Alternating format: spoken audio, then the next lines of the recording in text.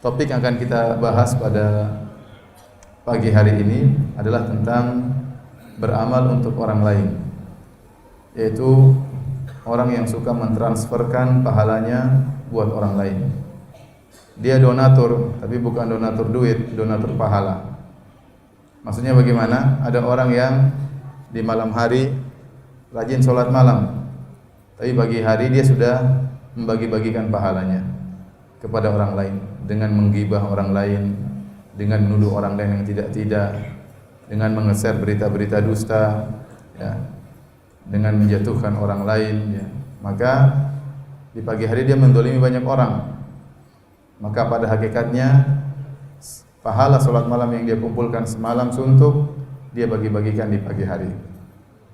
Sebaliknya ada orang yang mungkin di siang hari rajin bersedekah, membantu orang lain, tetapi di malam hari mulailah dia sibuk dengan media sosial, mulailah menjatuhkan orang lain, menggibah orang lain, merendahkan orang lain, maka pahalanya dia bagi-bagikan di malam hari. Dan ini yang kita tidak inginkan. Jangan sampai kita menjadi model orang seperti ini, ya, yang mentransferkan pahalanya tanpa dia sadari. Hadirin hadirat yang dirahmati oleh Allah Subhanahu wa taala, dalam satu hadis yang diriwayatkan oleh Imam Muslim dalam sahihnya dari sahabat Abu Hurairah radhiyallahu taala anhu, bahwasanya Nabi sallallahu alaihi wasallam bersabda, "La tu'addunnal huquqa ila ahliha yaumal qiyamati hatta yuqad lisyatil qarna lisyatil jalha min asyartil qarna." Kata Nabi sallallahu alaihi wasallam, demi Allah, la tu'addunnal huquq, lam di sini adalah lam yang datang setelah qasam, setelah sumpah.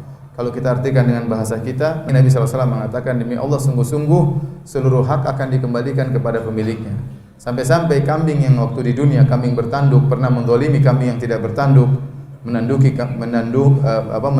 kambing yang tidak bertanduk, maka haknya akan dikembalikan. Kezaliman tersebut akan dikembalikan. Hak kambing yang tidak bertanduk akan diambil dari kambing yang bertanduk.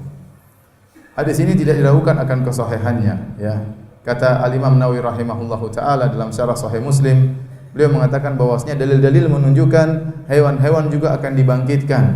Sebagaimana firman Allah Subhanahu wa taala, "Wa idzal wuhushu husyirat." Tatkala hewan-hewan dibangkitkan oleh Allah Subhanahu wa taala. Sebagaimana, ya, orang-orang gila juga dibangkitkan, anak-anak kecil juga dibangkitkan, hewan-hewan juga akan dibangkitkan.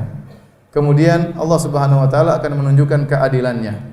Bahkan kezaliman yang terjadi di antara hewan pun akan Allah tunjukkan pada hari kiamat kelak. Hewan kambing yang bertanduk, yang suka menanduki kambing yang tidak bertanduk, akan dikisos oleh Allah Subhanahu wa taala pada hari kiamat, untuk menekankan bahwasanya Allah Maha Adil. Jangankan manusia yang berbuat zalim, bahkan hewan yang berbuat zalim akan dikisos oleh Allah Subhanahu wa taala. Dan hak-hak pasti dikembalikan. Tidak ada hak-hak yang akan hilang. Kalau hak kita diambil oleh orang lain di dunia ini, sekarang ini, ya, ada orang tanahnya direbut oleh orang lain, sudah buat sertifikat, kemudian dibuatkan lagi oleh sertifikat oleh orang yang lain.